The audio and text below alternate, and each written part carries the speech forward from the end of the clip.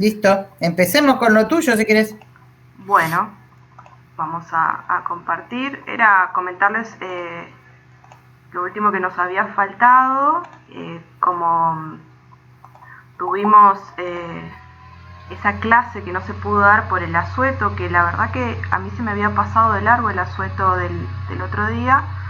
Bueno, era comentarles una última cosita que formaba parte de la práctica de la guía 2, que muchos la hicieron y otros todavía la tienen ahí pendiente. Yo les comenté que veíamos toda la parte un poco más conceptual y que para la parte práctica les recomendaba ver la clase del año pasado, así podían ir avanzando en ese sentido. Algunos lo hicieron y lo pudieron resolver de forma, debo decir, impecable. Hicieron la guía para la práctica 2 con Excel, con gráficos, con todo. ¿En serio? Muy Sí, bien, muy bien. sí.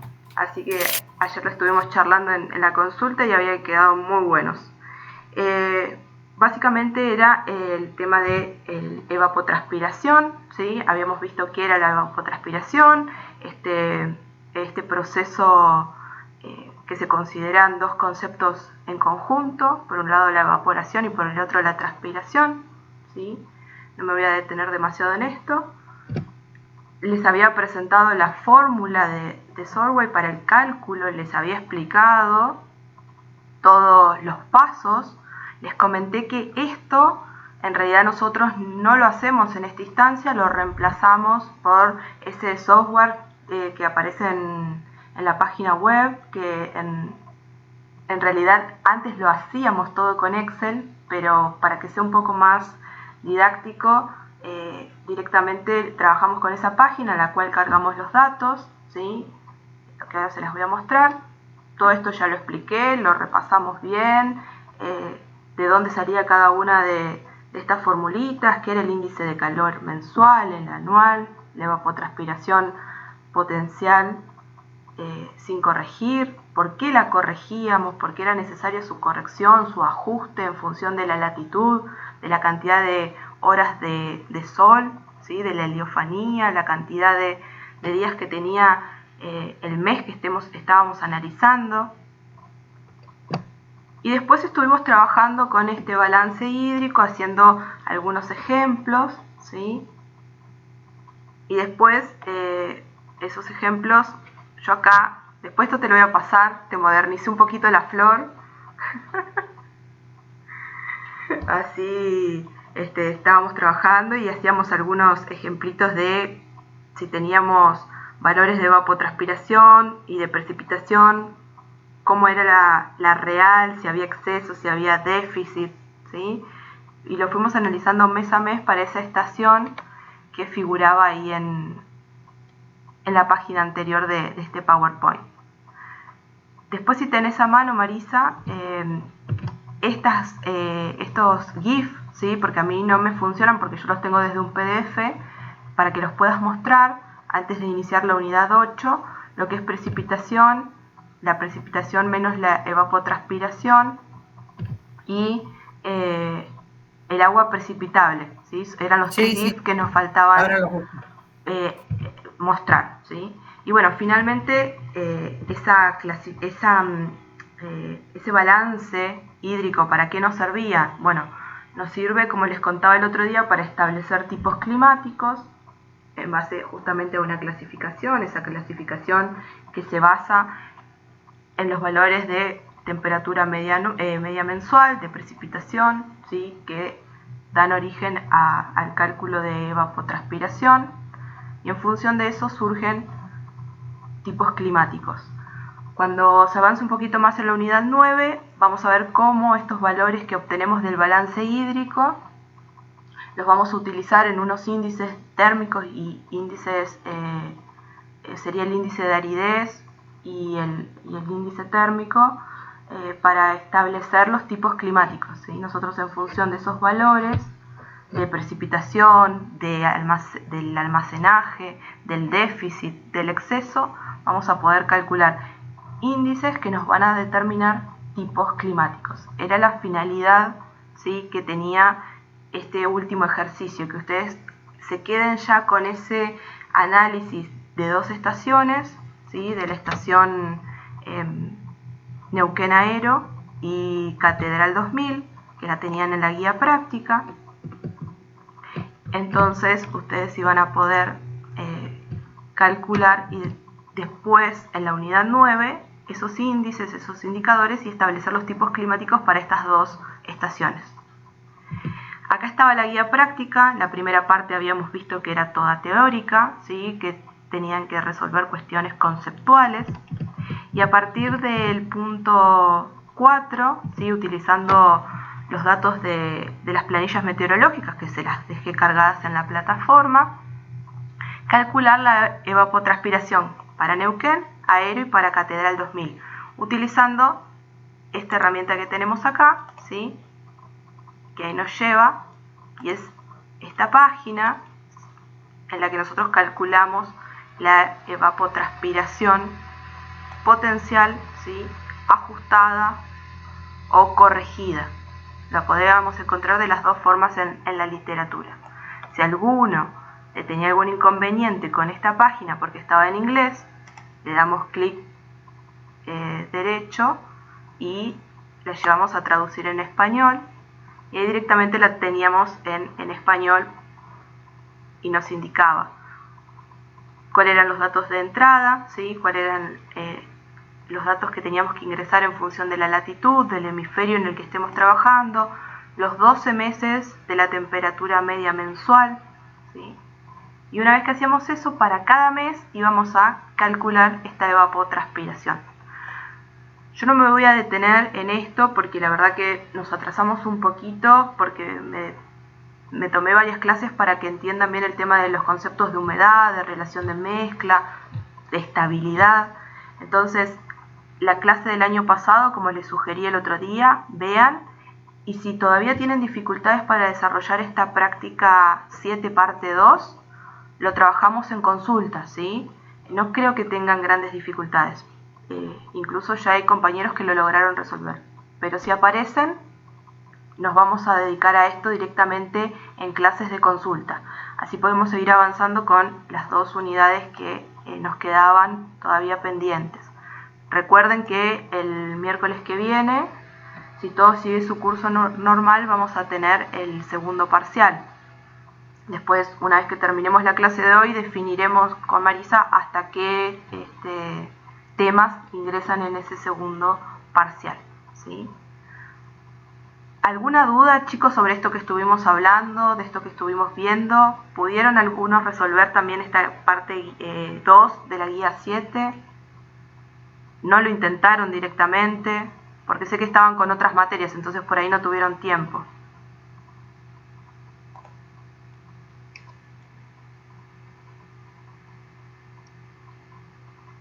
¿Ninguno? A ver, ¿lo intentaron o no lo intentaron?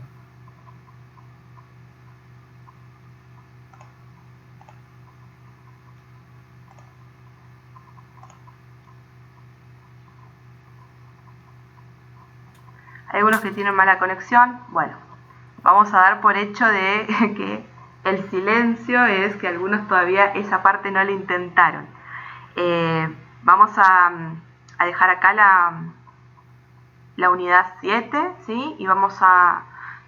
bueno, si Marisa nos puede mostrar esos GIFs para terminar de ver lo que quedaba, y después ya directamente iniciamos con la 8. Vuelvo a insistir, cualquier cosa, clase de consulta. Ayer y el martes solamente asistieron 3. Entonces, activen un poquito, ¿sí? Si no pueden en ese horario, nos avisan y coordinamos para otro. Pero hagan este último esfuerzo que les venimos diciendo ya hace una semanita. El tema del balance hídrico, ¿sí? Lo que ustedes no se ahoguen en las cuentas, lo más importante de este tema, como les decía Florencia, es el interpretar. Por eso hacemos hincapié en el dibujito de la flor y demás. La interpretación del balance hídrico es la que nos dice si el área que estamos estudiando tiene suficiente agua como para que crezca la vegetación o no, ¿sí? Resumido, muy resumido, ¿no? Exacto. Entonces, Generalmente dentro de la parte climática eso es bastante importante porque dependiendo de cómo el sistema recibe y balancea el agua que recibe o que utiliza o al que almacena, me va a dar un determinado bioma distinto. Entonces cuando ustedes vayan a estudiar en ecología los distintos biomas, se van a dar cuenta que la determinación de la cantidad de agua me dice a mí también las diferencias en la precipitación, no solo en el lugar, sino en lugares aledaños, ¿no? Entonces, acá decía Flor de ver que está acá. Ah, no estoy compartiendo, me equivoqué, Flor. No, no pasa nada. Vamos a compartir acá. Compartir pantalla y vamos a compartir. Bueno. Perfecto, ahí se está viendo.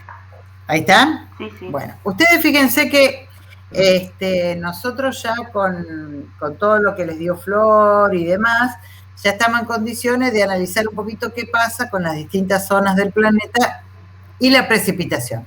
No vimos del todo precipitación, lo vamos a empezar a ver ahora, pero bueno, es una variable que es bastante obvia, todo el mundo la conoce, es más, estos días estuvo, si bien no llovió todos los días, estuvo bastante húmedo, hubieron pequeños niveles de precipitación. Y neblina. Entonces, neblina, sí, ¿por qué? Porque teníamos mucho contenido de humedad, o sea, estábamos cerca de la saturación. ¿Cuál era la variable que nos decía que tan cerca de la saturación estábamos? La variable que más se usa últimamente en todos lados.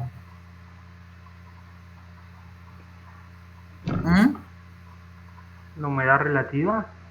Perfecto, la humedad relativa. Quiere decir que estos días que hubo niebla, estábamos, por más que hubiera o no hubiera mucha humedad, estábamos cerca del 100% humedad relativa. ¿Sí?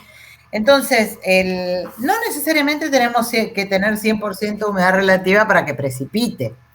Ese 100% humedad relativa se da dentro de la nube y a veces esa precipitación pasa por lugares donde no hay un 100% de humedad relativa. ¿Por qué? Porque en el camino que las gotas van cayendo, esas gotitas que van cayendo, van también algunas evaporándose y cambiando el contenido de humedad de toda la masa de aire.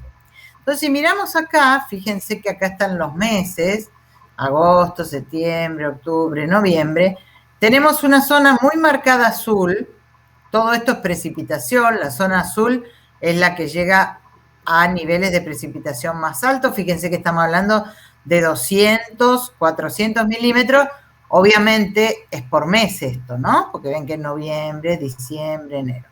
Entonces, todas las zonas que tienen más de 200 milímetros de precipitación por mes, fíjense que están en el centro, en la zona central del planeta, alrededor del Ecuador. ¿Ven? Toda esta zona, fíjense que siempre tiene valores altos de precipitación mensual. ¿Cómo se llamaba esta zona? Zona de convergencia intertropical. Muy bien, bueno, vienen bien, se dan cuenta que ya han adquirido un montón de cosas, ya hay un montón de conocimientos que ustedes van teniendo y que tienen que ir relacionando de a poquito con lo que vamos viendo. Entonces, fijémonos, la zona de convergencia intertropical es la zona que tiene mayor precipitación mensual, ¿sí? Hay zonas, como la parte esta de África, que fíjense que la zona de convergencia hace un comportamiento un poco más extraño, ¿no? No va derechita, derechita. Pero no importa, en la zona nuestra también tenemos asociada en la zona de la Amazonia, también tenemos zonas con alta precipitación. Y en esta zona que está acá, no solo la zona de convergencia, sino las grandes cuencas, ¿no? Esta cuenca, ¿cómo se llama esta zona de acá? ¿De qué río es? Este es el Amazonas. ¿Y este?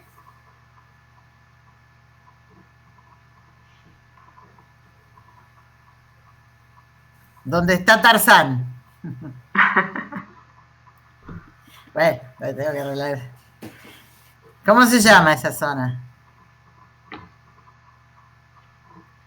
Sí, una cuenca famosa, Cuenca del Congo. Son cuencas que además tienen biomas donde hay muchísima vegetación. Entonces la misma vegetación también guarda un montón de humedad, que va a hacer que esa humedad después se utilice también para precipitar. Toda esta zona que está acá de precipitación está asociada al cambio en la zona de convergencia, pero también está a un tipo de viento estacional. ¿Cómo se llamaban los vientos estacionales que afectan la precipitación en la zona del sudeste de Asia? Los monzones. Muy bien, los monzones. Ya sabemos que tenemos monzón en África, tenemos monzón en Sudamérica, un pequeño monzón en América del Norte, pero el más intenso de todos es el monzón asiático. Y el monzón asiático es tan intenso porque el continente euroasiático es un continente muy grande, entonces como los vientos monzónicos son estacionales y dependen del calentamiento diferencial, van a ser mucho mayores donde tenga un continente mucho más grande, porque eso va a hacer que el calentamiento diferencial sea más brusco, ¿sí? Bueno, entonces ya podemos ver que así como tenemos zonas con mucha precipitación, tenemos zonas con poca precipitación, ¿ven? Donde están las zonas claritas. Las zonas claritas que hay acá, obviamente en todas las zonas donde tenemos los polos también es zona clarita con poca precipitación. ¿Por qué la zona de los polos nos dará poca precipitación? ¿Qué opinan ustedes?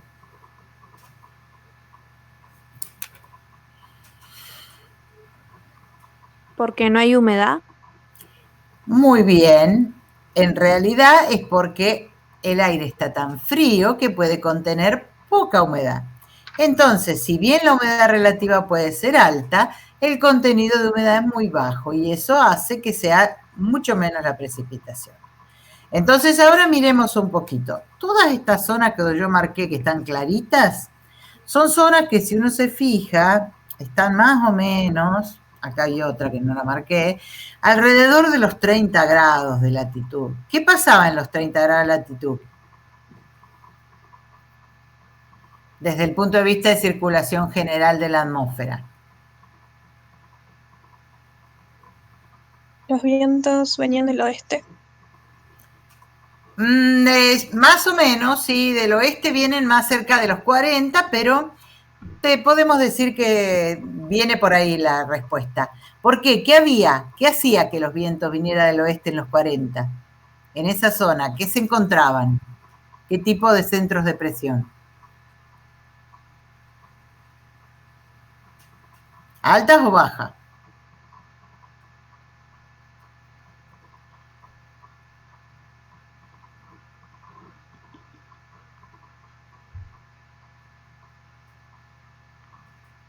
En la zona de convergencia, ¿qué había? ¿Alta o baja? Baja. Baja. Entonces, en los 30 grados, ¿qué había? Alta. Ah, son zonas de anticiclones. Entonces, zonas de anticiclones, nosotros vimos que en la zona de los anticiclones el aire desciende y se calienta. Cuando se calienta baja su humedad relativa y cuando desciende no se forma nubosidad. Entonces, estas son las zonas de los anticiclones semipermanentes. Son zonas que si bien puede tener contenido de humedad el aire, no va a precipitar. ¿Por qué? Porque hay descenso de la masa de aire.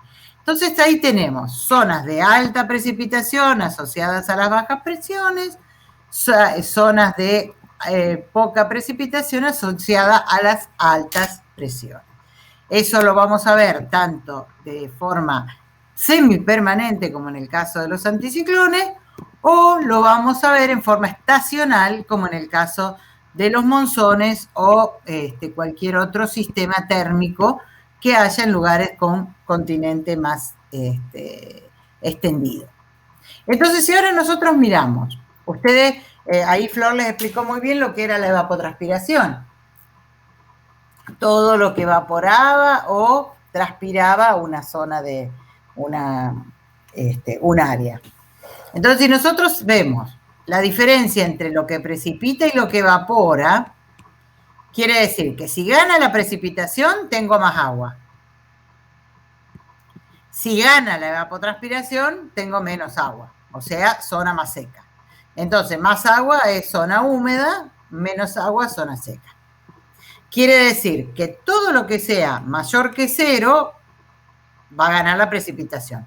Todo lo verde va a ser precipitación más grande. Todo lo marroncito va a ser evaporación más grande, ¿sí?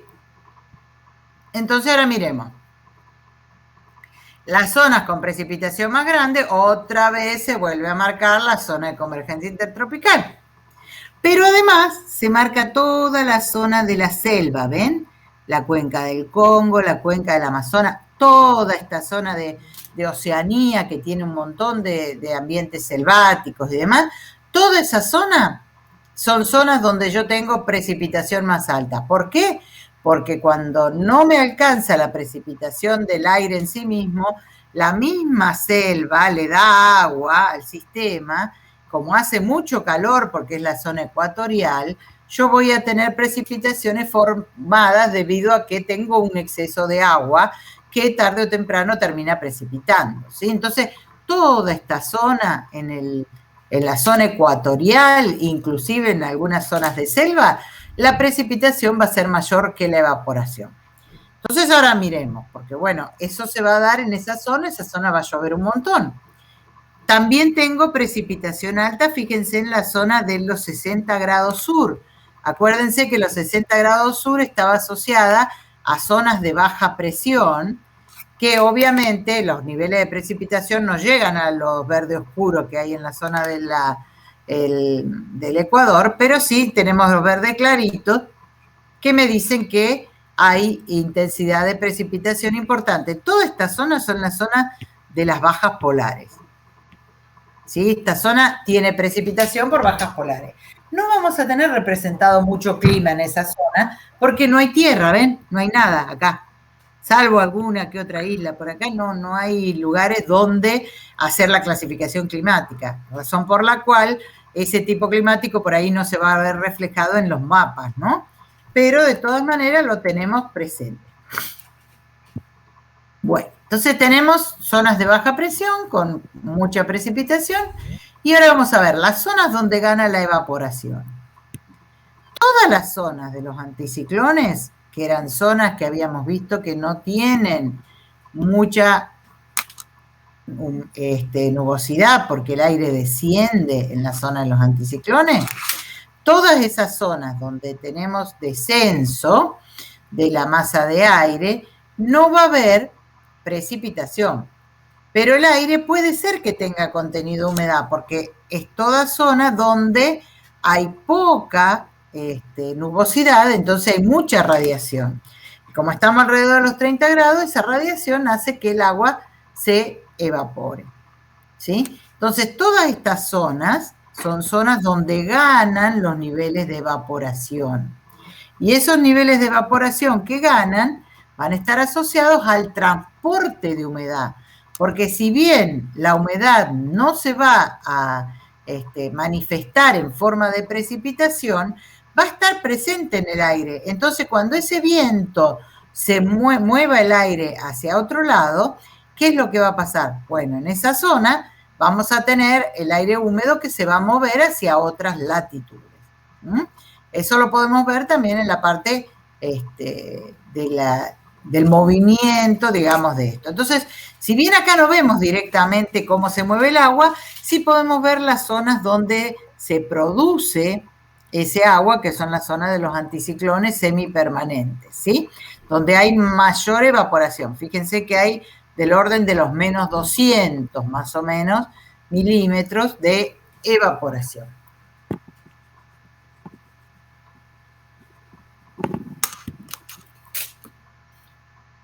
Y acá vamos a otra variable que, si bien es una variable un poco difícil de interpretar, se hizo muy famosa con las imágenes satelitales, porque es muy fácil de medir con las imágenes satelitales, porque nos dice dónde está el vapor de agua, ¿sí? Esto se llama agua precipitable y me dice en qué zonas del planeta, aunque no precipite, hay agua en el aire.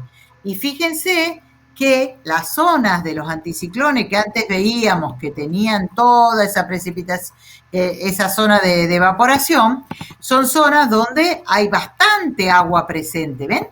40 milímetros, 30 milímetros, acá de nuevo hay un montón de agua presente en el aire. El tema es que para que el agua después precipite, tiene que haber no solamente presencia en la masa de aire, sino que tiene que haber ascenso. Si no hay una baja presión que me produce el ascenso y la condensación del agua, entonces no va a precipitar por lo menos en ese lugar, ¿sí? Entonces, si bien yo tengo la presencia de vapor de agua, porque la zona tiene mucha radiación solar, tiene poca nubosidad, entonces hay un montón de evaporación, además todo esto es océano, ¿no? Todo océano, o sea que agua hay por todos lados para buscar. Entonces, toda esa zona, el aire tiene presencia de humedad. El tema es que esa humedad no va a precipitar ahí porque no hay baja presión que la haga precipitar. Bueno. ¿Se entiende más o menos esto? Ahora lo vamos a retomar con la parte de nubosidad, pero es más o menos el resumen de lo que han visto hasta ahora con respecto a la evaporación, visto a niveles de una escala un poquito más grande, ¿sí? ¿Se entiende hasta acá?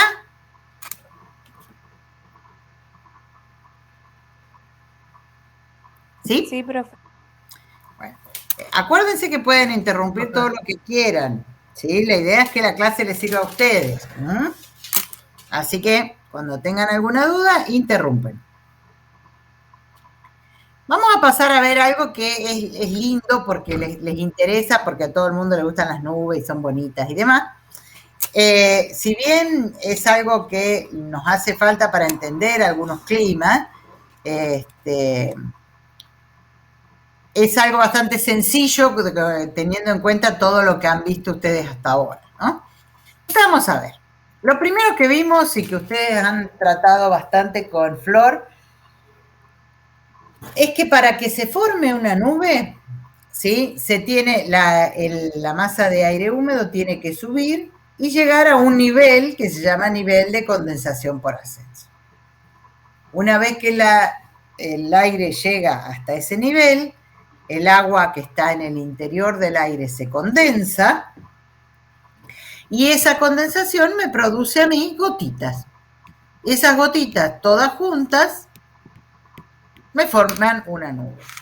Para que haya este ascenso, generalmente va a estar asociado a una zona de baja presión. Entonces tengo baja presión, convergencia en superficie, ascenso de la masa de aire, alcanza el nivel de condensación por ascenso y se forma la nube.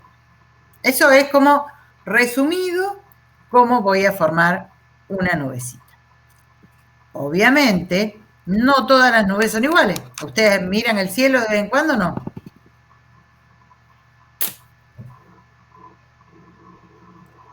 Cuéntenme, ¿son todas iguales las nubes?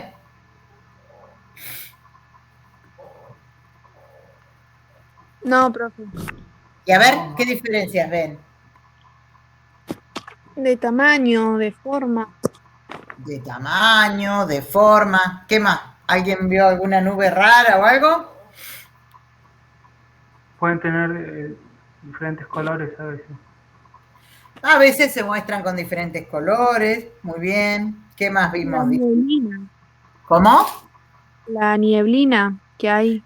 La neblina también es un tipo de nube. Muy bien.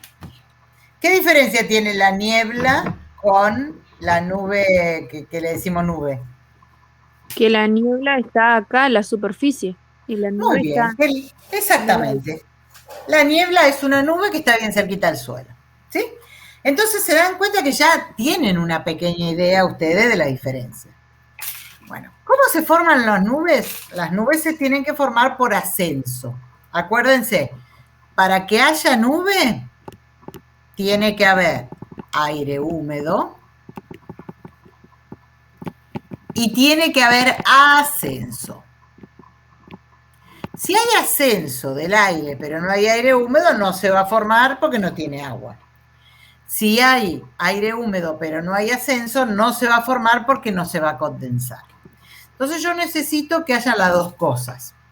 Entonces, ese ascenso se puede dar debido a distintos factores. Uno de esos factores ya lo vimos varias veces, lo estudiaron con la montañita y qué sé yo, es cuando el aire sube por sobre una montaña. Entonces ahí hay un ascenso, ese aire llega al nivel de condensación por ascenso y se forma la nubosidad. Eso es una forma de ascenso. Profe, Sí. volvé a explicar, por favor, que se me fue la señal. Muy bien. Cuando vos tenés, para que se forme una nube, vos necesitas dos cosas. Tenés aire húmedo y tener ascenso. Si no tenés humedad, por más ascenso que haya, no va a haber nube. Y si tenés ascenso y, si tenés aire húmedo, pero el aire no asciende, no se puede condensar las gotitas de agua. Entonces tampoco tenés nube. Para que haya nube tiene que haber las dos cosas. Entonces vamos a ver cuándo se da el ascenso.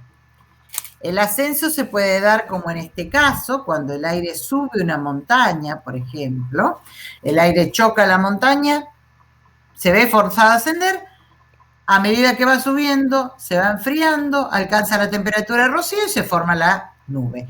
Que es el caso miren, acá en la foto, ¿ven? Miren qué linda esta nube rarita que hay en el Mont Blanc, acá en Francia, creo que es esto. Fíjense que se nota que el aire llega hasta acá, ahí a esta altura se forma esta nube y después cuando baja del otro lado ya no hay más nube de vuelta. Esto se da asociado a zonas montañosas, ¿sí? Otro tipo de ascenso es el que se llama ascenso convectivo. Ese se da porque hay una zona donde el aire se calienta más, entonces cuando se calienta asciende y por este ascenso que se da por calentamiento diferencial se forma la nube. Este caso, ¿ven? Fíjense, el caso por ascenso convectivo es zonas donde se calienta la superficie, el aire asciende y se forma la nubecita. Son las típicas tormentas de la tarde, por ejemplo, eso también ocurre. Y el otro, es más difícil de verlo, se llama convergencia orográfica, es cuando el aire como rodea la montaña, y cuando rodea la montaña se choca acá, entonces como el aire se choca, converge a un lugar, no puede ir para abajo, va para arriba y se forma a sotavento de la montaña este tipo de nubecitas, que no es el caso, porque este caso está asociado a este. Sería como si acá hubiera, digamos, una nubecita acá. Pero bueno, no tengo foto de ese, justo, pero suele darse que creo que este tipo de forzante se da mucho en la zona de La Payunia, en Mendoza. Porque es una meseta muy elevada, La Payunia, entonces converge el aire a sotavento de la meseta y ahí en esa zona se dan este tipo de formación. Un claro ejemplo de esto que siempre anda circulando Sí. en las redes, ¿sí? Es el monte Fuji en Japón.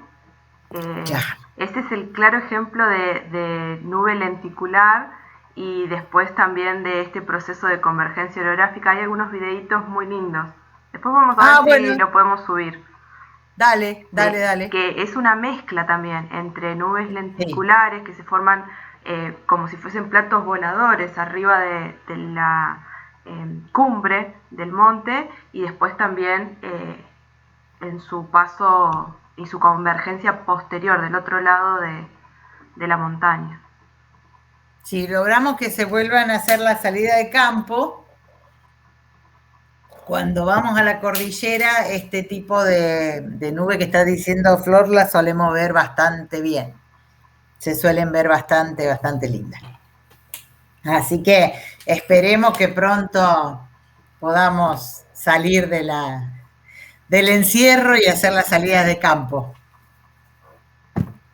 Pero bueno, no pierdan la esperanza que ya lo vamos a lograr.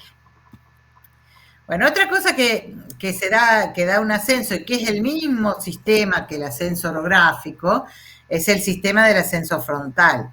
Esto se da cuando hay un aire muy frío que hace las veces la montaña, porque el aire frío es muy pesado, y el aire cálido sube por arriba del aire frío y forma este tipo de nubosidad.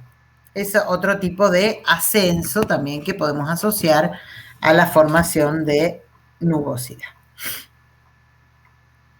Bueno, entonces, esto va a estar asociado a lo que ya vimos antes de la estabilidad. Si yo tengo zonas estables e inestables dentro de la atmósfera, voy a tener lugares donde las parcelas de aire van a subir más fácilmente, en ese caso sería el caso inestable, donde las parcelas se quedan en el lugar en que fueron generadas y donde las parcelas de aire descienden, ¿sí? Y vuelven a su posición original. Generalmente, si vuelven a su posición original, no van a formar nube, porque el descenso no forma nube. Para que se forme nube tiene que haber ascenso, o por lo menos este ascenso hasta acá y mantenerse en el mismo nivel. Eso es lo que me va a dar a mí la diferencia de la nubosidad. Acá, esto que está todo escrito, yo lo voy a pasar rápido porque se los voy a ir mostrando.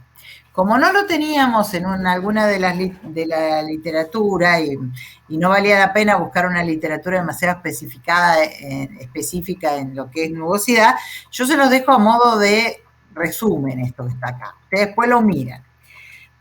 Lo que sí vamos a ver es lo siguiente. Hay 3 tipos básicos de nubes. Esos 3 tipos básicos de nubes son nubes en su clasificación según la altura. Nubes altas, nubes medias y nubes bajas. Las nubes altas son las nubes que la base de la nube están por arriba de los 6.000 o 7.000 kilómetros. ¿Sí? Estas nubes son las nubes que se ven como estas que tienen acá en la foto. Las han visto ustedes, supongo. Estas nubes que tienen estas formitas así son muy bonitas, son nubes que generalmente son blancas, muy, muy blancas, porque como están a más de 6.000 metros de altura, son nubes que están formadas casi en su totalidad por hielo, ¿sí? Entonces son nubes muy brillantes, pero son nubes finitos. Esas nubes altas se llaman cirrus. Los cirrus tienen distintos tipos de variedad, hay cirrostratos, cirrocúmulos, acá dice cirrus uncinus, cirrus spisatus, hay un montón de clasificaciones. No vamos a ver tanta clasificación. Lo que sí vamos a ver es que estas que son así despelechaditas, como que tienen así como colitas, ¿sí? Estas son las que se llaman cirrus. Y están por arriba de los 6.000 metros de altura. ¿Cómo se forman? Generalmente se forma una pequeña nubecita, tipo un cumulito, muy, muy chiquitito así. Y esta nubecita, muy pequeña, como está en una zona de 6.000 metros de altura, que hay mucho viento, se empieza como a deshilachar por el viento. Entonces, por eso tienen esas especies de colas o filamentos que salen de los cirrus, debido a la presencia de vientos muy, muy intensos, ¿sí? Generalmente en este tipo de nube, ven que esta colita sale para abajo, esto suele llamarse virga y es precipitación, ¿sí? Esta nubecita comienza a precipitar y lo que se va viendo es esa lluviecita que se da por debajo de la nube. Obviamente, como está a 6 kilómetros de altura, esta precipitación no suele llegar a superficie, ¿sí? Lo único que nosotros la terminamos viendo como si fuera una parte de la nube, ¿no? Parte de esta misma nube. Y como el viento es tan intenso, bueno, tiene estas formas tan bonitas que hay. Este es otro tipo de cirrus. Estos cirrus son cuando no hay tanto viento arriba y fíjense que se ven como si fueran copitos, ¿no? Copitos de algodón. Estos se llaman cirrocúmulos. Todas las nubes que tienen la formita esa que dibujamos en el jardín de infante, bueno, esas que en realidad la forma es así y así, esta zona es el nivel de condensación por ascenso y arriba se forma la nube. Estas nubes se llaman cúmulos. Cuando están por arriba de los 6.000 kilómetros, como son muy chiquititas y tienen esta formita, se llaman cirrocúmulos, ¿sí? Son como los cúmulos, pero están muy altos, por eso son cirrocúmulos.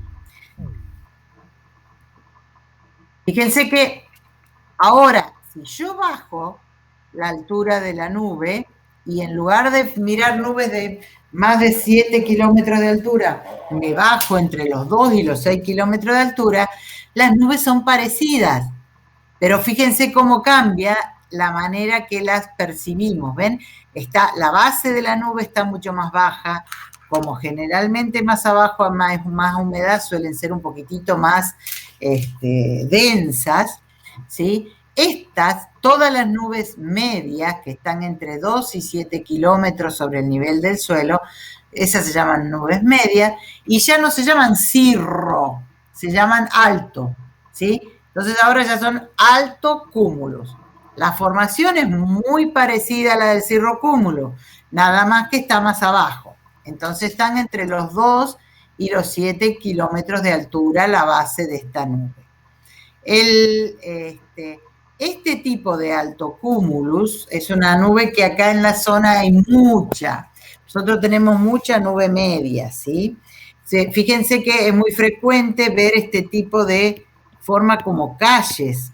Estas calles se forman a sotaventos de las barreras montañosas.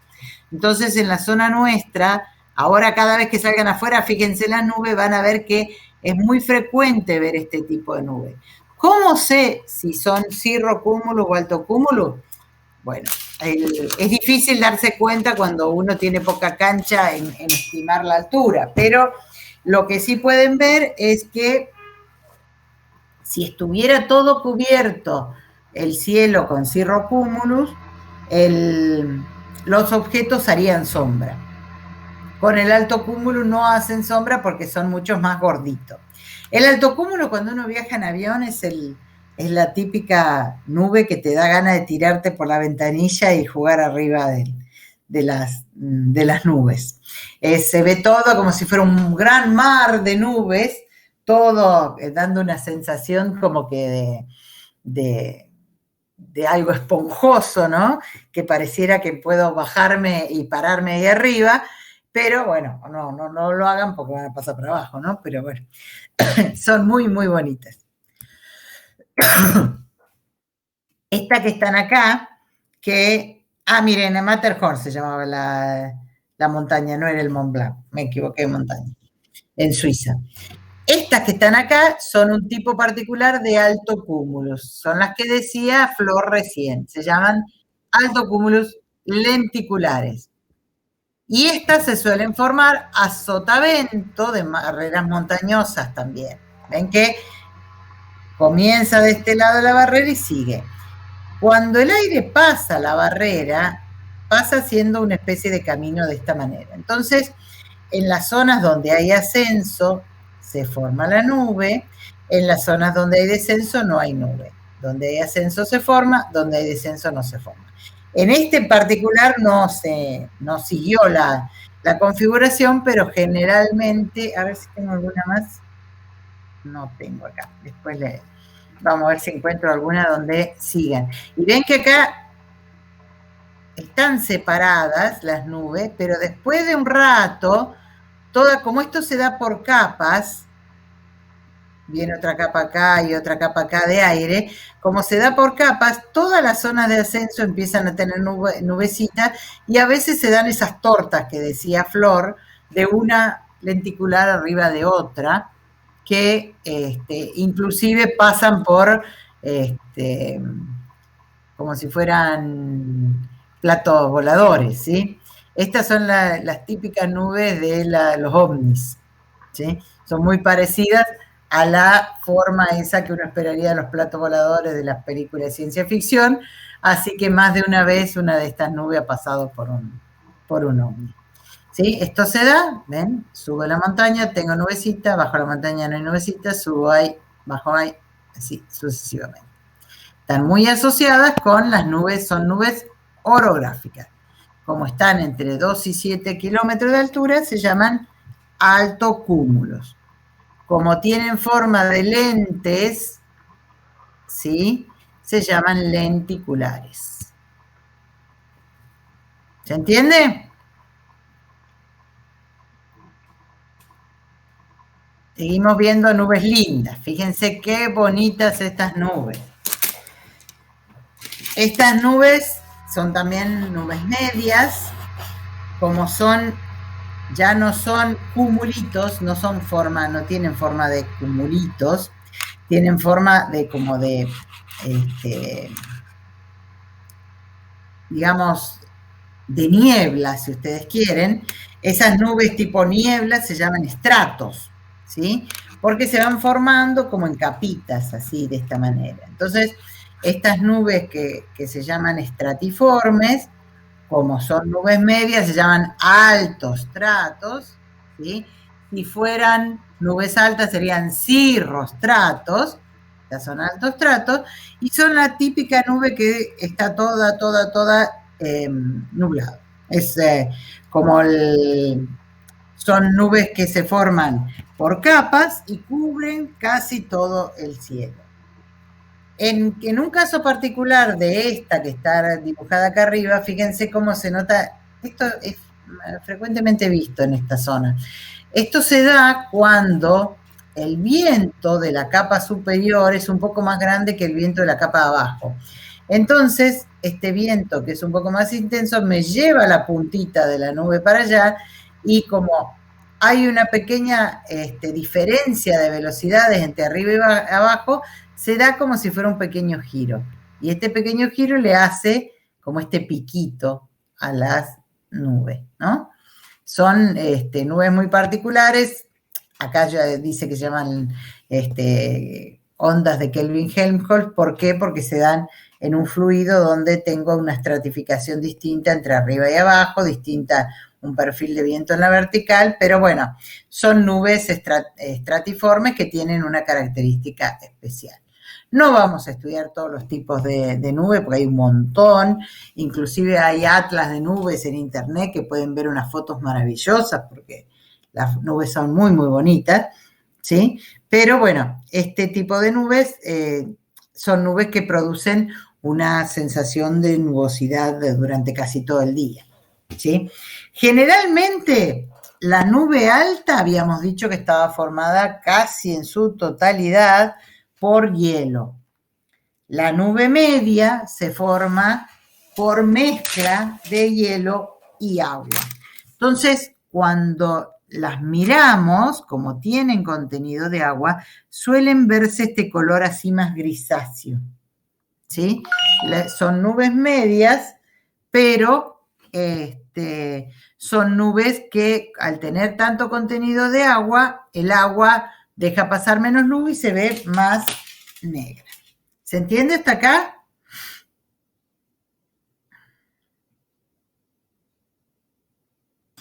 Sí, profe. Bueno. ¿Las han visto estas o no?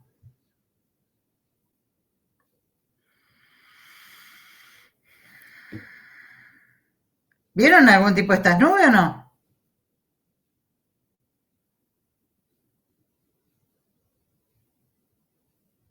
¿Ninguna? Yo las de arriba no las he visto, las que parecen unas olitas, profe. ¿Viste? Esas son más difíciles de ver. En cambio la otra es muy normal por ahí. Las otras son normales y son las más feas, porque cuando amanece así uno no quiere ni salir de la casa.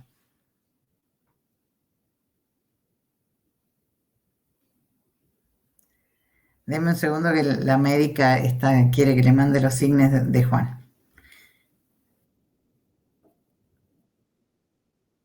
Y Juan no tiene el alta todavía. Pues si Dios quiere le da el alta hoy. Buenísimo. Yo ya estoy, lo que pasa que es jorobado que te deja cansado, che, esto. Después de un rato que trabajo y eso, entro en modo avión, me tengo que tirar a dormir un rato. Me desconecto, pero bueno, no sé cuánto durará esto. Bueno. Y ya en cualquier momento te van a llamar para la segunda dosis, así que vas a tener otra vez por síntomas. favor, déjame descansar, que la primera dosis me tiró a la cama también. Sí, viste, es terrible. Así que bueno. Bueno, entonces, acuérdense, nubes altas, cristales de hielo, nubes medias, hielo más agua, con lo cual hace que no sean tan brillantes, son nubes más negritas, suelen verse así como oscuras, a pesar de que haya sol del otro lado, ¿no es cierto? Del otro lado de la nube me refiero, ¿no? Acuérdense que este tipo de nubes en los altos stratos hacen como si fuera un techo, entonces no dejan pasar mucha luz. Y estas son las más famosas. Bueno, ahora, si bajamos, acuérdense que la altura de la base de la nube me dice el tipo de nube. Las típicas nubes que son más bajas, obviamente se llaman del tipo strato. ¿Sí? Los estratos son las nubes bajas, generalmente. Hay una que se llama nimbostratos. Los nimbostratos es esa nube que es mucho más gruesa que el estrato. Vieron que acá hablábamos del estrato, decíamos, sería una capa, una cosa así, supónganse, que me tapa la entrada del sol, pero es relativamente finita la capa que tapa la entrada del sol. En el caso del nimbostrato, el nimbostrato es más grueso y el nimbostrato siempre está asociado a precipitación. Es una... ¿Vieron la garúa? ¿Vieron que cuando uno va a Buenos Aires y tiene esa lluvia que llueve, pero uno usa el paraguas, pero medio que no sirve para nada el paraguas porque son gotitas muy finitas y llueve todo el tiempo? Bueno, ese tipo de precipitación con garúa finita es la típica precipitación del nimbostrato. Puede llover durante horas, muy poquitito en cuanto a la cantidad de agua, pero es una lluvia constante durante horas y horas y horas. Ese tipo de nube se llama nimbostrato y es muy frecuente, pero no está asociada a algo intenso como una tormenta. Con un nimbostrato no va a haber una inundación, por ejemplo, ¿sí? El nimbostrato es una nube bien baja, profunda, ¿sí? Una capa bastante profunda con mucha precipitación.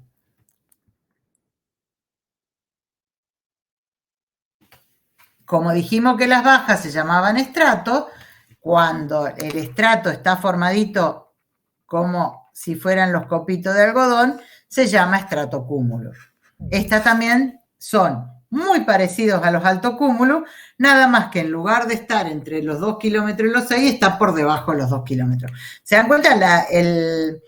La altura del tope de la nube me dice a mí el nombre, pero desde el punto de vista de cómo son bastante parecidas, ¿sí? Fíjense, estos son los estratocúmulos, miremos los altocúmulos, ¿ven? Son parecidos, lo que pasa es que estas están altas y estas están más bajitas. Es la única diferencia. Y bueno, el estrato, que es el género en general, es la capa esa que hablábamos antes y en principio, como dijo la compañera hace un rato, es la niebla. Esa niebla, esa capa que se forma cerca de la superficie, eso se llama estrato. Esa, generalmente, como todas las nubes bajas, están formadas de agua, son líquidas. ¿Sí? Si yo me voy al alto estrato, fíjense, dice líquido y hielo. ¿Por qué? Porque es nube media. Es parecida, pero está más arriba. Entonces, más abajo estoy, más cerca del agua estoy, porque no tengo temperaturas tan bajas. Entonces, las nubes bajas generalmente están formadas de agua. Fíjense que en este caso particular, acá muestra una montaña y toda esta zona son los estratos. Si yo estuviera acá adentro, subiendo la montaña, yo lo vería como una niebla esto. Pero como la foto la sacaron desde arriba, se ve como una nube. Es lo mismo en todos lados. Los estratos son niebla si estoy adentro o nubes si las veo desde afuera. ¿Está? Con el tiempo, fíjense que acá en esta foto que está acá, el estrato se ve bien bajito. Bueno, seguramente este estrato estaba sobre el suelo hacía un par de horas y de a poquito, cuando el sol empieza a calentar, se empieza a subir, que es lo que ocurre generalmente con las nieblas. Acá la zona del río siempre se nota una niebla arriba del río y después de un rato, cuando empieza a calentar el sol, esa niebla va subiendo y se forma la nubecita. ¿Lo han visto eso? Se ve mucho en Rincón de Emilio por ahí.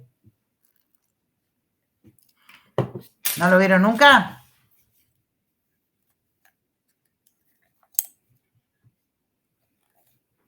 ¿No? No, profe. Vamos a tener que ir al Rincón de Emilio a las 8 de la mañana, 7 ahora a la hora que sale el sol, porque se ve recontra lindo, es re lindo. Uno viene bajando, vieron que el Rincón de Emilio hay que bajar desde la zona del Parque Norte y uno va bajando y se ve sobre el río toda esa franja de niebla. Los estratos también se forman con la contaminación, ¿sí? La salida de las chimeneas también son nubes tipo estratiformes, ¿no? Obviamente la composición no es la misma, ¿no? Entonces, bueno, esto es lo que veíamos, la niebla. La niebla es una nube tipo estrato. Acá está, fíjense lo que yo les decía recién. Si yo estoy abajo, la veo como una nube. Si estoy adentro, la veo como niebla, ¿sí? Generalmente, fíjense que primero se empieza a ver así, como si fuera una pequeña bruma, como algo, pequeñas gotitas de agua en suspensión. Dependiendo de la cantidad de agua y de cuánto baje la temperatura, se puede hacer más densa o no. Esto se llama niebla por radiación. ¿Por qué se da? Se da porque el suelo se empieza a enfriar. Cuando enfría, radia. Entonces va enfriando las capas cercanas al suelo y esas capas alcanzan la temperatura de punto de rocío y se forma este tipo de bruma o niebla, llegado el caso, si la humedad es importante.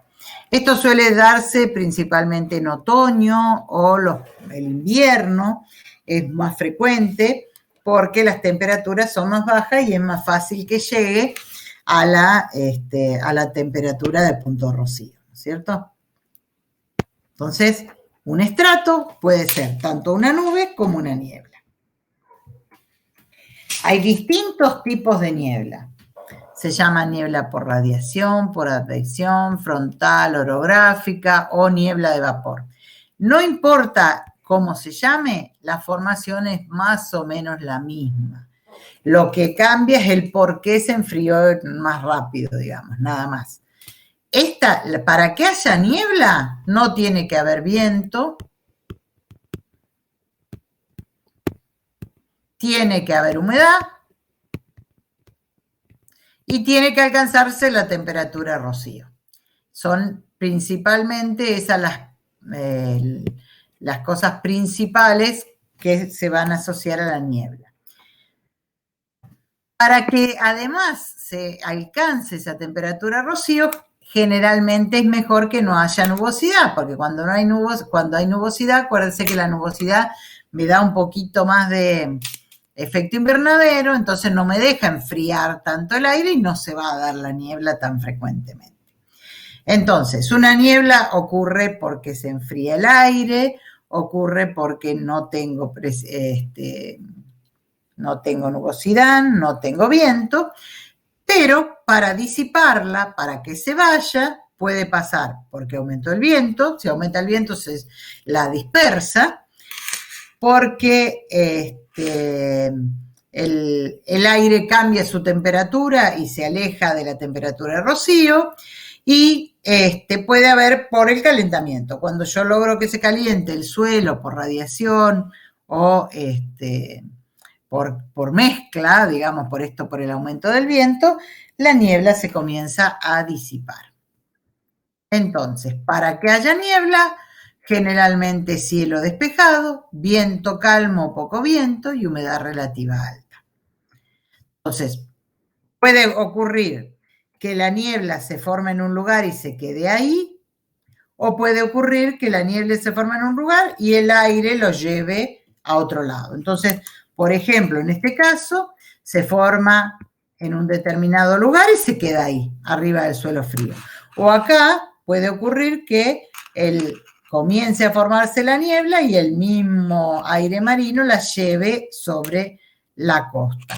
O que ocurra que se lleve desde la costa hacia el océano. Eso quiere decir advección. Advección quiere decir que el viento me trae algo. En este caso, la niebla. Puede ocurrir en las zonas costeras principalmente.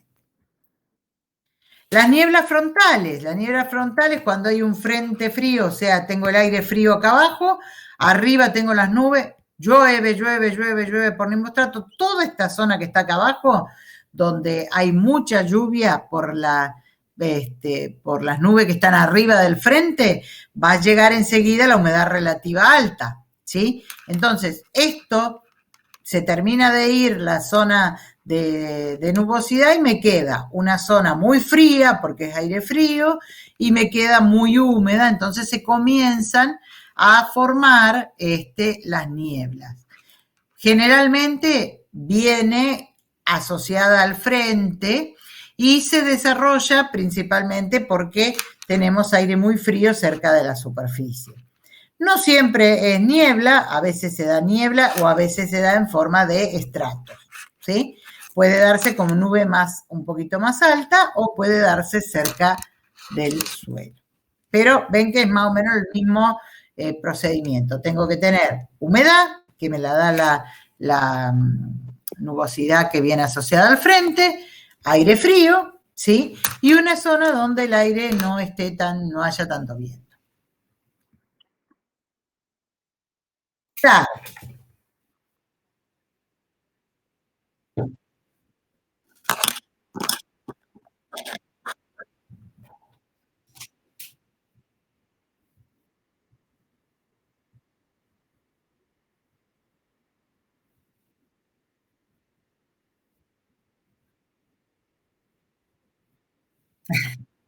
¿No se dará?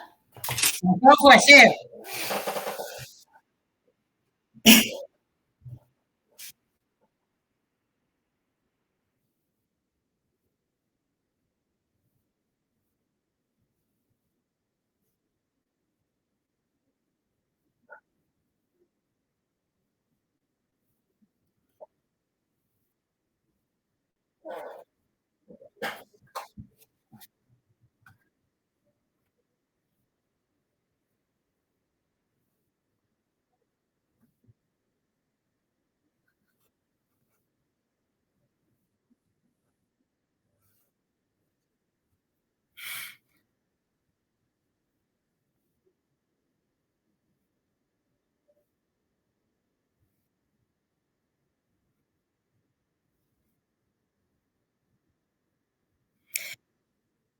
Claro.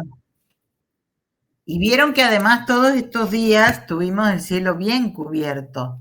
No eran nubes demasiado bajas, había más bien nubes medias, pero costó mucho que se disiparan, ¿no es cierto? Fueron muy asociadas a todo esto que le estaba contando Flor.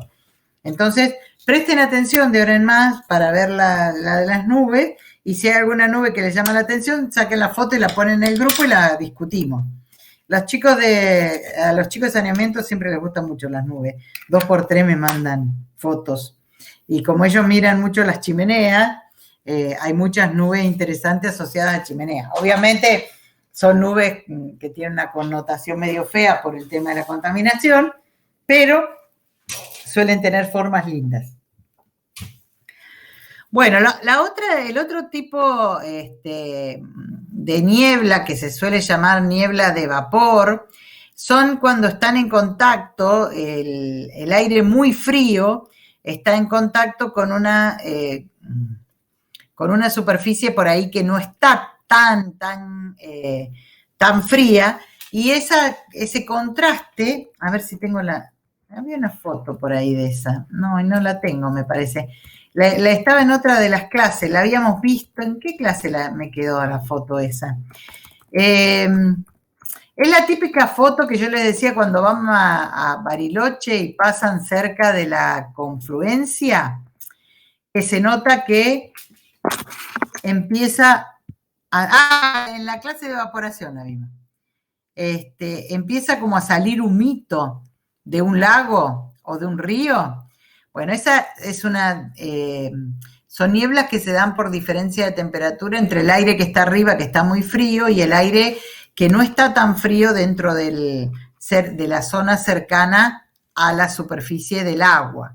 Y en ese caso, las moléculas que están dentro del agua tienen mucha energía, ¿sí? Y esa energía hace que esas moléculas vayan saliendo de la superficie del agua y se ven como si fuera un humo arriba de los lagos o de los ríos, ¿sí? Ese es otro tipo de niebla que es es frecuente en la zona de montaña, así que esperemos que podamos hacer la salida a campo, probablemente para el mediado del año que viene, si Dios quiere, podremos hacerla.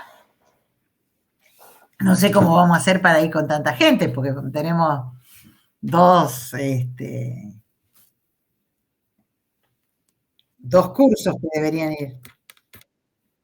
Pero bueno, vamos a ver si lo logramos hacer de alguna manera, que sería realmente interesante para que lo pudieran ver in situ.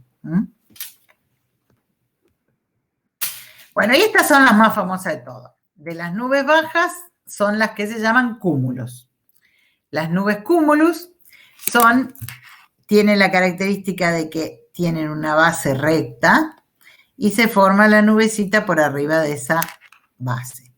Son nubes que suelen ser asociadas al jardín de infantes, ¿sí? Son las que más dibujan los chicos.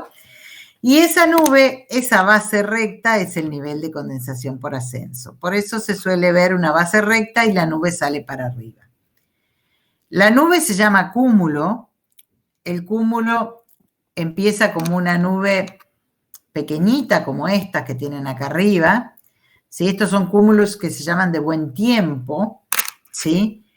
Cuando el cúmulo comienza a crecer de una manera un poquito más grande, se denominan cúmulos congestus, y a partir de que el cúmulo encuentra el crecimiento, puede alcanzar, si bien es una nube que se forma baja, la altura que puede alcanzar puede llegar a toda la troposfera. Entonces, los cúmulos pueden ser tanto una nube asociada a buen tiempo, una nube que me dice que se está descomponiendo, o una nube que me dice que vamos a estar en problemas, ¿sí?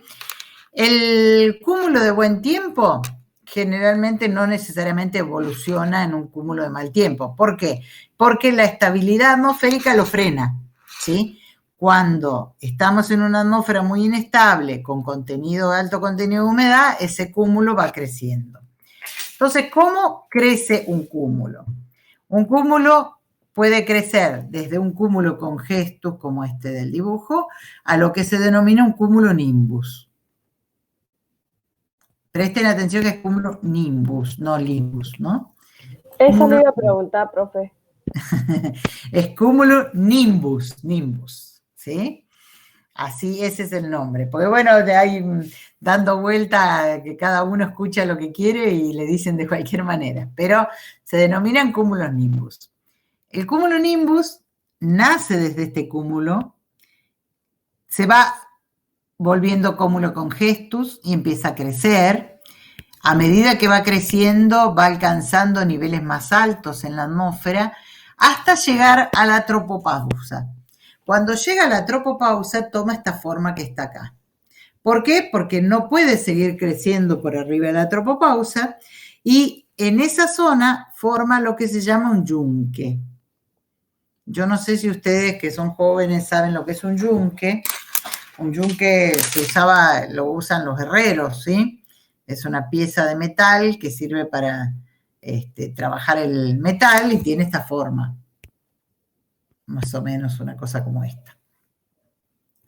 Entonces, el cumulonimbus va creciendo hasta llegar a la tropopausa. En la tropopausa, digamos, tiene una zona recta abajo, que es el nivel de condensación por ascenso, y una zona recta en la tropopausa, que hace que tenga esa característica forma de yunque.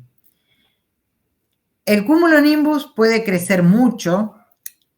Un cumulonimbus que desarrolla una característica como esta que está en la foto de abajo, es un cumulonimbus que ya se convirtió en una supercelda.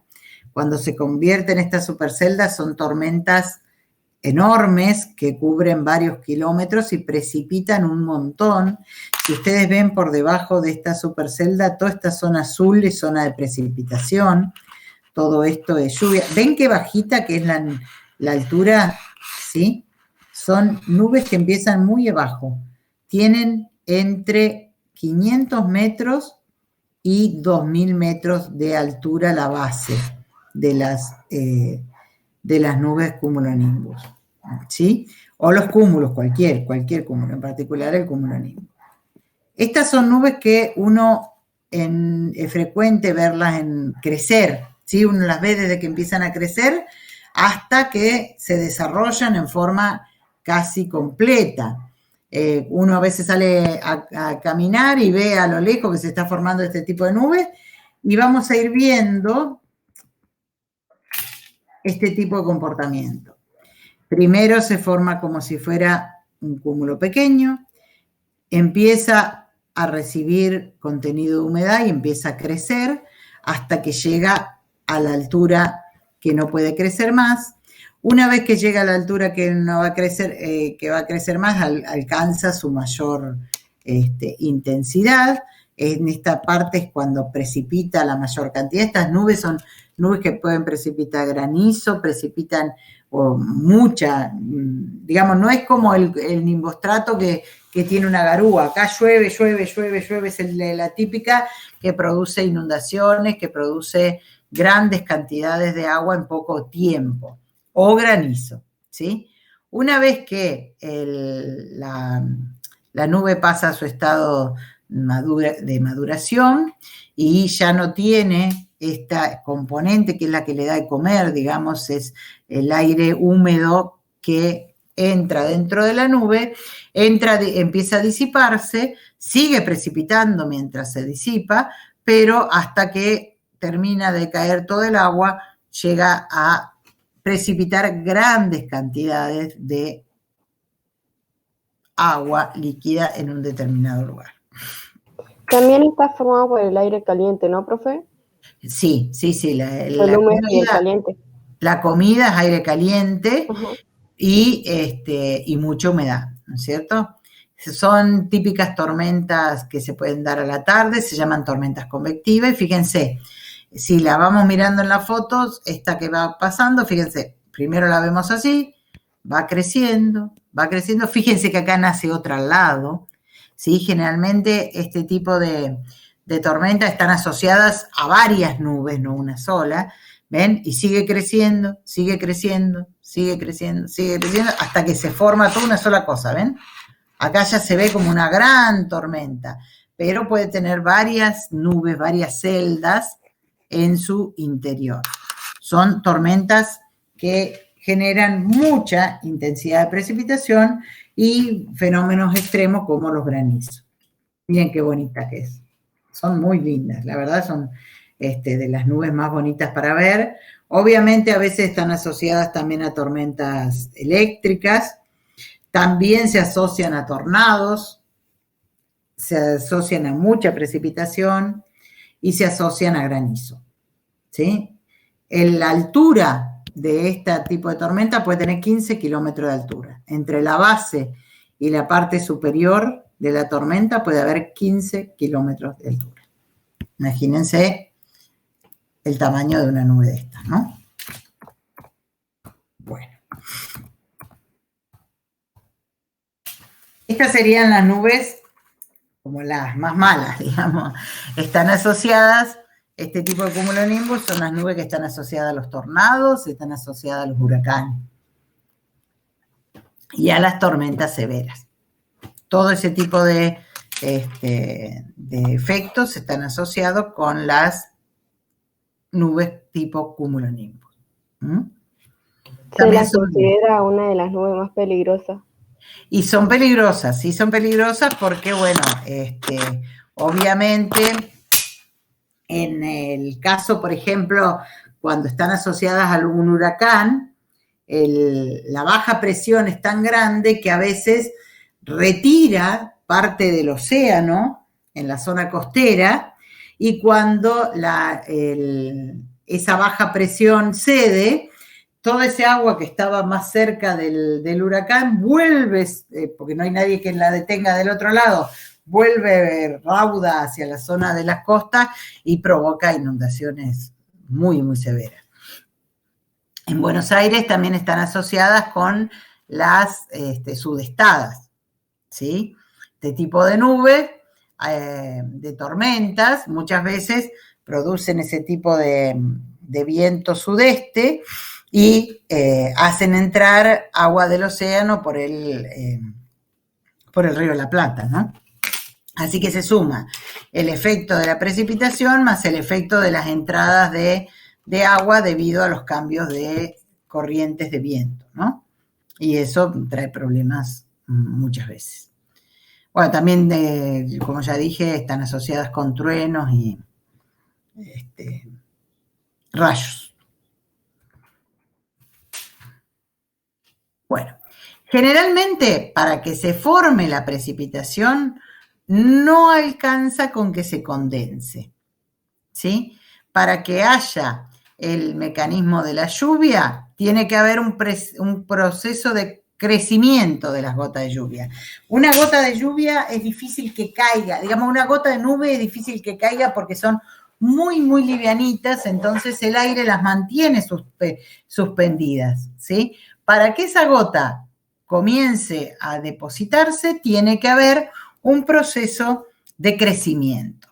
Entonces hay varias teorías. Una teoría dice que las gotas de lluvia se unen por coalescencia. ¿Qué quiere decir eso? Que se encuentran varias y se pegan y crecen y hacen una gota más grande. Eso no es tan fácil porque es como si jugaran al pool ustedes, ¿vieron? Ustedes le tiran la pelotita al pool y ¿qué va a pasar? ¿Se juntan dos pelotas y se quedan pegadas?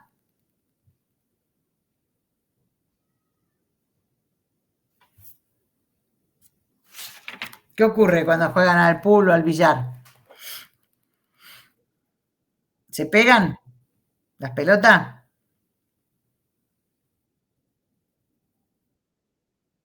Nunca jugaron, pero lo vieron en alguna película, supongo.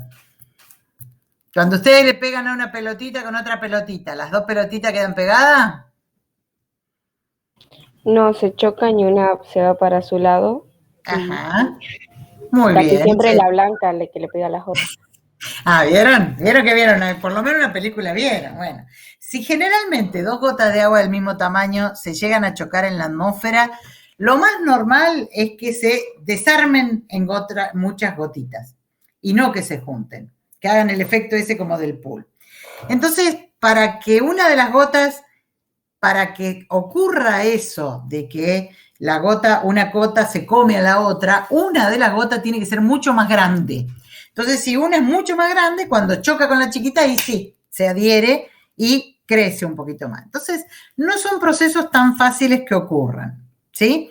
Además, cuando una gota viene cayendo, supónganse que viene una gota cayendo de esta manera, ¿sí? Y hay muchas gotitas acá, la misma corriente de esta gota que viene cayendo hace que estas gotas se vayan para los costados. Entonces, no es tan fácil el crecimiento y hay varias teorías de cómo se da.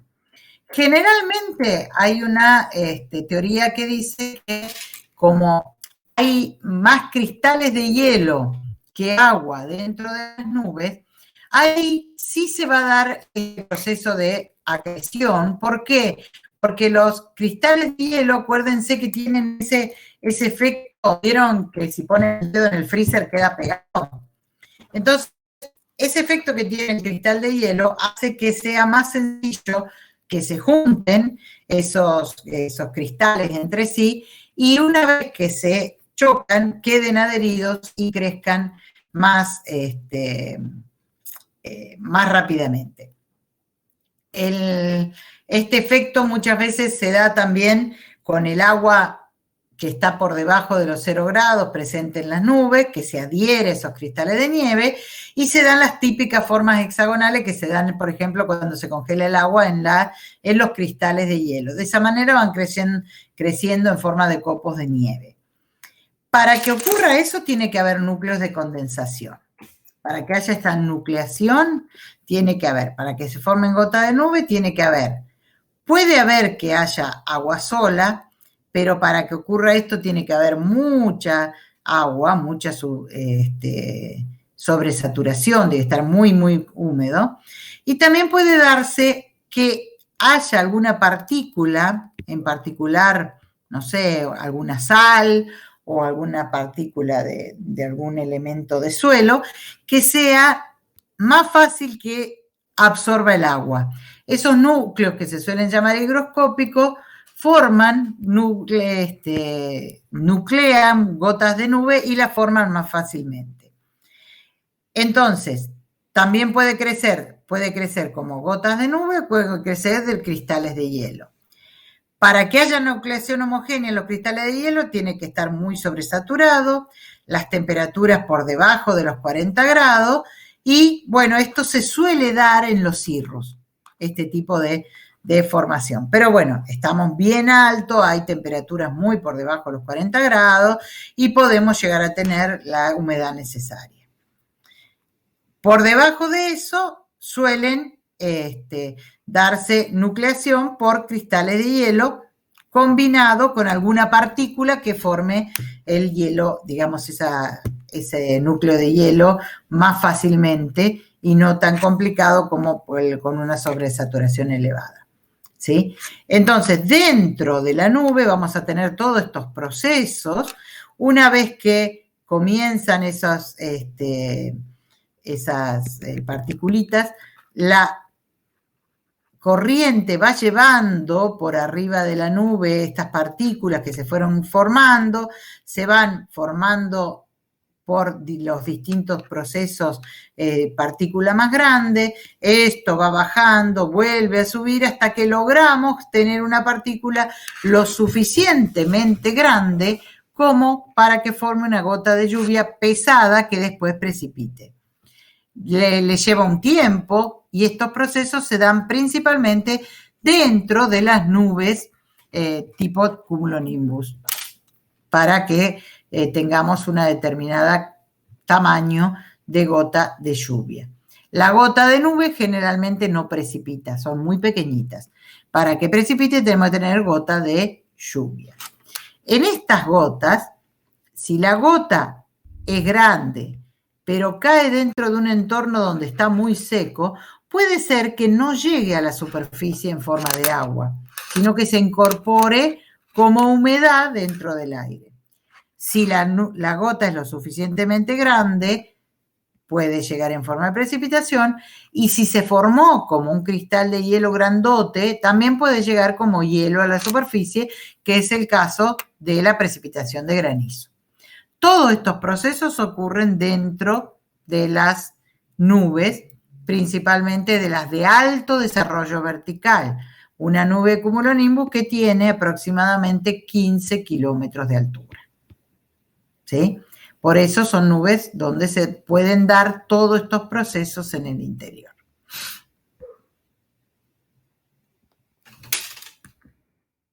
Acá, para que tengan una idea, la típica gota de nube tiene este tamaño, ¿sí? La de gota de nube grande puede llegar a este tamaño y la gota de lluvia tiene este tamaño. Fíjense que no me alcanza la comparación para dibujar. Esta gota chiquitita tiene que crecer hasta este tamaño para que recién pueda llegar a precipitar, ¿sí? Si la típica gota de nube no precipita porque no le alcanza el peso para empezar a caer. Bueno, todos estos tipos de nucleación se pueden dar dentro del hielo. Que se forme el hielo alrededor de una partícula, que se condense agua y después se congele, que se toquen y queden pegaditas, que se quede inmersa dentro de la gota de agua. Todos estos procesos terminan contribuyendo a que formen esas gotas que después pueden precipitar. Se dan cuenta que la física de nubes es todo un terreno bastante complejo, ¿sí? Además, como uno no, hasta que no hubieron los sensores remotos y demás, no se podía saber mucho del interior de las nubes, es algo que todavía se está estudiando bastante, para ver cómo se dan todos estos procesos dentro de la nubosidad. Bueno, esto ya lo vimos, lo de las tormentitas. ¿Qué hora serían? Bien. Bueno, las tormentas más famosas se llaman huracanes. ¿Han visto alguna vez qué hace un huracán? ¿Hay huracanes en Neuquén?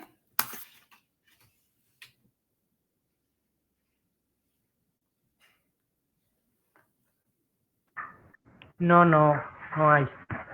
Menos mal, ¿no? No nos falta nada.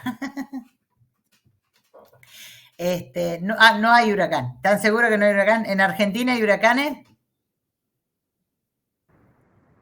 No, tampoco hay. Tampoco hay huracanes.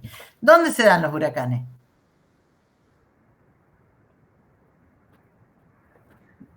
En la zona tropical. Muy bien, en las zonas tropicales.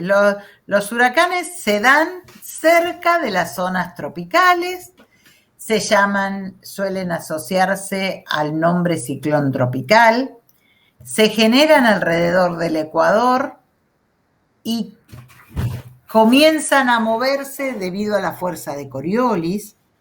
Entonces, para que haya un huracán tenemos que tener mucho contenido de agua, por lo cual en las zonas tropicales, donde tenemos mucho océano, se dan más frecuentemente.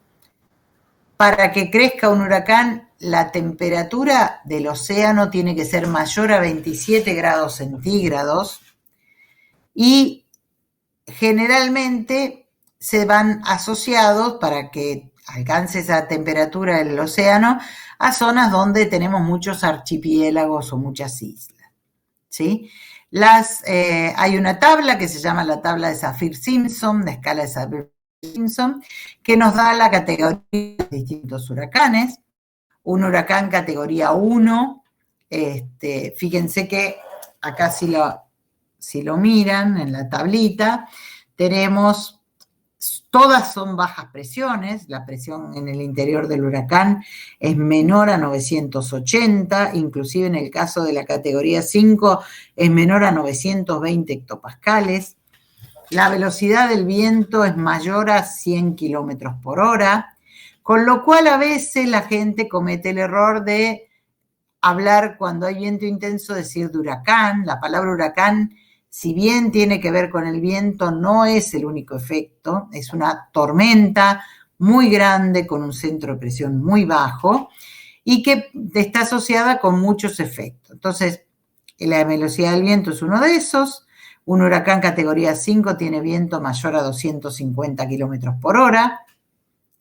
Y lo que produce también es un aumento en el nivel del océano en las zonas cercanas. Entonces, fíjense, en metros, un categoría 1 está del orden de 1 o 2 metros de altura, pero un categoría 5 produce un aumento del nivel del mar de 6 metros en las zonas costeras. Entonces, esto hace que, asociado con el viento intenso, asociada con la precipitación intensa, también tengamos un ingreso de agua debido al agua que ingresa desde el océano en la zona, de mayor de 6 metros. Esto hace que las condiciones sean muy difíciles de soportar, ¿no es cierto? Entonces,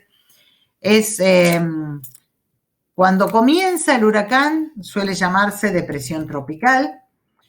La depresión tropical va creciendo y esa se llama después tormenta tropical. Y cuando excede los 118 kilómetros por hora, la tormenta tropical se convierte en huracán. Las características, bueno, en el crecimiento del huracán nos da la intensidad del daño también, ¿no es cierto? Un huracán categoría 5 en la escala de Saffir-Simpson produce daños catastróficos en un área bastante importante. Como el huracán se alimenta de la evaporación del océano y del agua caliente de la zona del océano, cuando el huracán comienza a moverse por sobre la superficie de la Tierra, pierde su energía, pierde su alimentación y se comienza a disipar. No quita que en muchos casos hay huracanes que han vuelto al océano y se han vuelto a intensificar, ¿no? Pero bueno, eso es generalmente fácil de pronosticar el camino que va a seguir. El huracán tiene este tipo de formación, todas estas calles están formadas de cumulonimbus, entonces todas estas zonas tienen una zona que se llama el ojo del huracán, que es una zona donde aproximadamente calma, pero bueno, no dice nada porque calmo, después me viene todo el resto del huracán, y en una imagen satelital se ve de esta manera. Tiene una forma circular como una baja presión, esta es del hemisferio norte, así que tendría esta forma de la baja presión. Y fíjense que acá hay una foto tomada de un huracán, del huracán tomada desde un avión. ¿Sí? Yo no sé qué hacía el avión dando vuelta ahí, yo ni loca, pero bueno, genial la foto que tomó, muy bonita, son de esos aviones que se usan para investigación. Este fue el huracán Ofelia del 2005, como habíamos dicho, y dijo el compañero, es muy poco frecuente tener huracanes en esta zona. La zona de los huracanes están más asociados, fíjense, a zonas donde el océano alcanza temperaturas más altas porque está más asociado a zonas con menor profundidad del océano, lo que no quita que haya habido,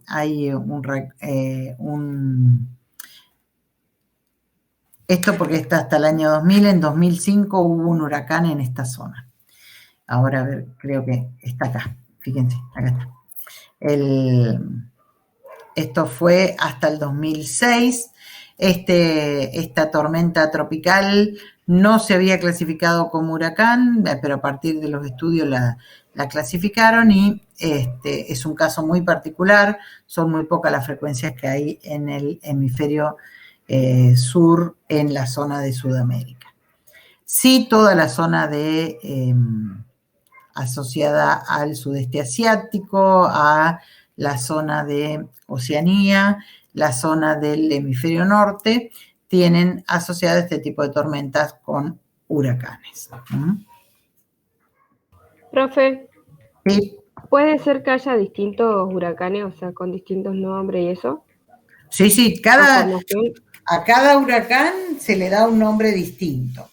Generalmente nacen alrededor del Ecuador como una tormenta. Cuando esa tormenta se mueve, acuérdense que en el Ecuador la fuerza de Coriolis es 0, cuando esa tormenta se mueve y se sale del Ecuador, adquiere la rotación en forma de baja presión y esa rotación le forma la tormenta. Una vez que la tormenta se puede clasificar como tormenta tropical, generalmente se le asigna un nombre y ese nombre suele asociarse, antes eran nombres femeninos, ahora ya hay tantos huracanes que han variado, pero las tormentas suelen asociarse con un nombre particular. La que yo les mostré antes se llamaba Ofelia.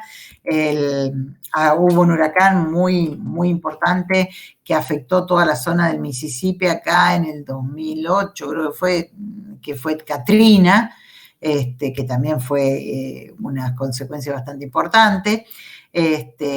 Y bueno, últimamente también, como están en el verano hemisferio norte, suelen haber tormentas tropicales. Todos esos huracanes tienen distintos nombres, sí. El año pasado tuvo el Douglas, ¿puede ser? Douglas, sí, sí, Ajá. sí. Sí, sí. Pueden buscar los efectos en internet, que seguramente van a aparecer. Fíjense que acá los rojitos son los más intensos, ¿sí? Los que son más marroncitos son de menor intensidad. Y que hubo acá en Sudamérica es uno más pequeño, del estilo de tormenta tropical, ¿no? No llegó a un huracán tipo 1 nomás, ¿no? Porque no se dan todas las características para los huracanes. Se dio asociada a esta bahía que hay por acá que se llama Catarina, que parece que la temperatura del océano fue más alta que lo habitual. Entonces pareciera que se asoció con eso. Bueno, acá tienen un poquito de resumen las características de los huracanes. Tienen distintos nombres. En la zona de Japón se los denominan tifones. En Filipinas, Baguio, Willy Willy en Australia, huracanes en tormentas tropicales, depresión tropical, son otro de los nombres con los que pueden aparecer. Si uno mira la precipitación dentro de un huracán, fíjense que estamos del orden de los 50 milímetros por hora, ¿sí? Es una intensidad de precipitación muy alta y eso hace que, acuérdense, ¿cuánto fue que precipitó esa vez que nos inundamos todos acá en Neuquén, Flor?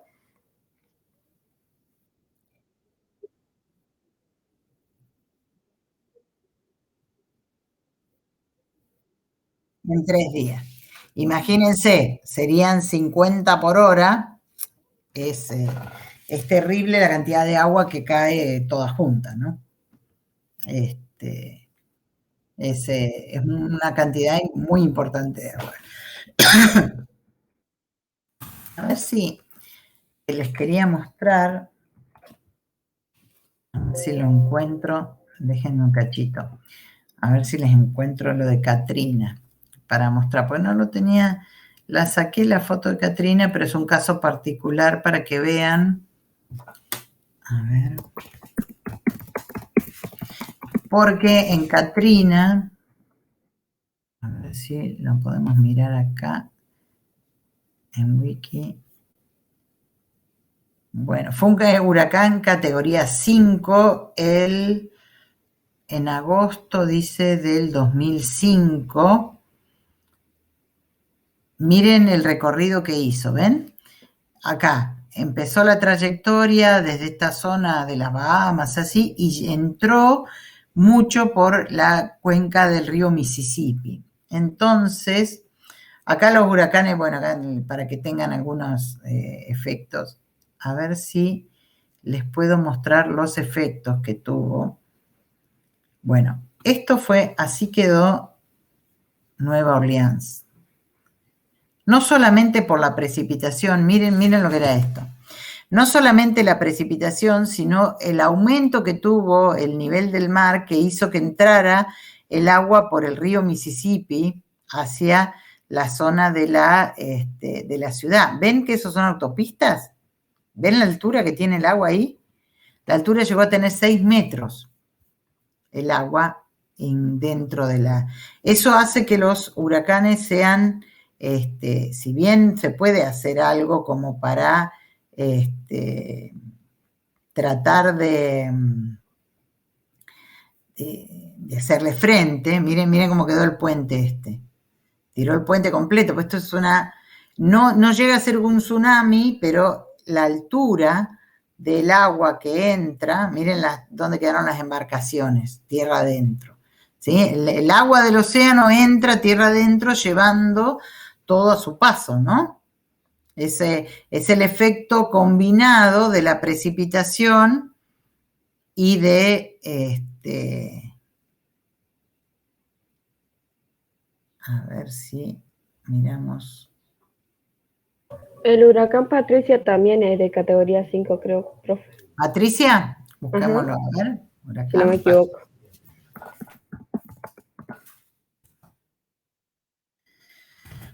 ¿Dónde afectó este? Patricia. No me acuerdo, profe, pero sé que uno de... Miremoslo. También, mira. 23 de octubre de 2015. Muy bien. 345 kilómetros por hora. Afectó México. Del Golfo de México. Sí, ¿ven? Fue para el otro lado. No necesariamente están en el mismo lugar. ¿Sí? Miren qué hermosura visto desde la... Miren lo que es esta tormenta visto de la Estación Espacial Internacional. ¿Ven cuánto cubre un huracán? Es algo que impresionante el área que cubre, ¿sí? Entonces eso hace que sea un efecto mucho más, de una escala mucho más grande, ¿no? En 2015. Miren, 872 hectopascales la presión mínima. Es muy, muy baja la presión en el interior, ¿sí? Entonces, obviamente después los daños tienen que ver con dónde afecta una vez que llega a tierra, ¿no? Si hay más, es una zona más poblada, la afectación va a ser distinta. En el caso del Katrina, realmente fue, casi destruyó la ciudad de Nueva Orleans. Era la cantidad de agua que ingresó fue muy, muy importante. Bueno, si bien hay zonas que están preparadas para los huracanes, qué sé yo, yo tengo una amiga que se fue a Punta Cana hace 3 años antes de la pandemia y le agarró un huracán y bueno, dentro del hotel ya estaban preparados, le dijeron que había que hacer y demás y no pasó a mayores, pero en el caso de tormentas demasiado intensas, por más que uno tenga las medidas, es muy difícil hacerle frente, ¿sí? Bueno, el otro tipo de tormentas que también produce efectos muy marcados son los tornados. Los tornados no son tan grandes desde el punto de vista espacial como un huracán, tienen el tamaño de una tormenta común, digamos, y son corrientes de aire giratorias que nacen en las nubes que están son nubes cumulonimbus, obviamente, nubes de tormenta, y generalmente tocan el suelo. Cuando tocan el suelo, adquieren esta forma particular de embudo y generalmente se tiñen de un color marrón. Ese color marrón son las partículas de suelo y la basura o las cosas que levantan desde la superficie. Eso hace que se las vea de esta manera. Un tornado que se forma en el agua se denomina tromba y obviamente no tienen estos colores. Las trombas marinas tienen colores más celestitos porque lo que levantan es agua, ¿no? Los tornados son las tormentas más violentas de la naturaleza, levantan una gran cantidad de material, pueden alcanzar 300 millas por hora, una milla son más o menos 1,8, así que imagínense que está varios kilómetros por hora. Y el efecto lo hacen como en calles, ¿sí? No es como el huracán que afecta un área enorme, el tornado afecta toda una zona como un camino, de que puede tener 2 kilómetros de ancho por 100 kilómetros de largo. O sea que podemos tener en un mismo lugar un vecino que no le pasó nada y el otro que la casa se le fue completa. Eso se da muy frecuentemente. En Argentina hay tornados, hay un corredor de tornados. Generalmente no se da tan intensamente como el corredor de Estados Unidos, es muy famoso, la gente inclusive tiene zonas de la casa preparadas para hacer frente a un tornado. En la zona nuestra la frecuencia es más baja, pero hay toda una zona en la zona central del país que puede ser afectada por tornado. Lo que pasa es que la densidad poblacional es menor, entonces a veces pasan desapercibidos porque no afectan directamente un lugar donde hay gente, ¿no? Los tornados se dan asociados a tormentas graniceras también, o a tormentas con lluvia. Y si bien es un fenómeno muy intenso, la mayoría de los tornados más o menos duran unos 15 minutos, media hora.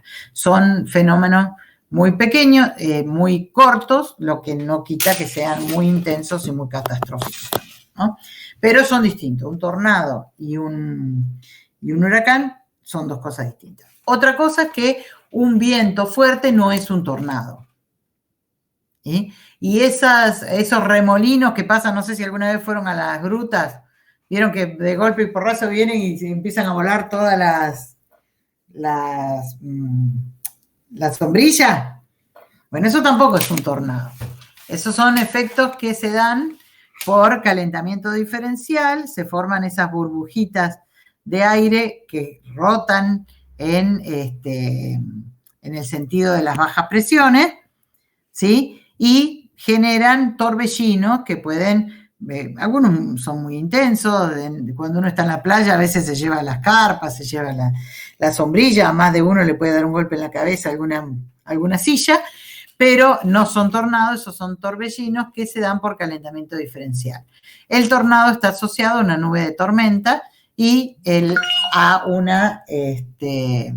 un descenso de la columna de aire hacia la superficie de la Tierra. Bueno. Nos quedaría el tema de la estructura del anicio, pero esa la vamos a ver la vez que viene, cuando veamos la parte de los climas, para no mezclar tanta cosa. Como verán,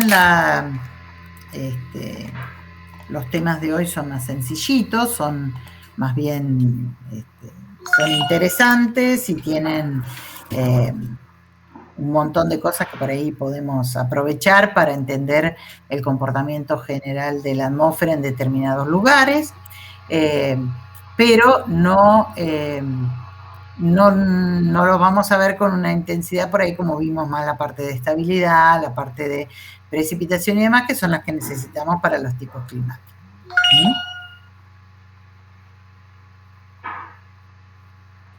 Bueno, no sé si les quedó alguna duda. Los tornados y eso entraría en el parcial. En general, las preguntas del parcial van más asociadas a la parte de la precipitación que a la parte del tornado, ¿sí? Es interesante que ustedes, digamos, es un tema de la materia, o sea que lo tienen que estudiar, pero es más bien para entender algunos efectos que van a estar asociados a condiciones sociales que van a tener en algunos lugares, más que a la parte climática en sí misma, ¿sí? Exacto. Ahora después, una vez que definamos bien, les comunicamos a través del grupo de Facebook la fecha, que creo que la vamos a mantener para el próximo miércoles, así en caso de que haya que hacer recuperatorios, lo podamos poner en la siguiente semana. Recuerden que tenemos que darles más o menos unos 6-7 días, entonces tenemos que alcanzar a corregir los parciales y estaríamos terminando el cuatrimestre estaría terminando el jueves 8. A partir de ahí ya el lunes 12 entramos en receso invernal. Entonces nos estaría quedando 2 clases la semana que viene y una sola clase la otra semana. Nos quedaría la clase del 30, la del 2 de julio y la del 7. En esas 3 clases nos tenemos que organizar para que puedan rendir, para terminar de ver la unidad 9 que corresponde a las clasificaciones climáticas y para que tengan un espacio para recuperar no solo los parciales, sino también los trabajos prácticos, dado que en el periodo anterior de recuperación algunos presentaron problemas técnicos. Entonces se va a abrir otra instancia para recuperación y poder cerrar ya el cursado antes de que empiece el receso, ¿sí? Vamos a tratar de que no se estire demasiado.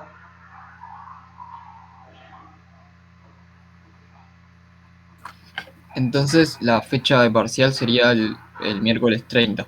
El miércoles 30, sí, acuérdense que eso lo van a tener habilitado después de la clase, a partir de las 11 hasta la última hora de ese día, tal cual como fue en el primer parcial, ¿sí?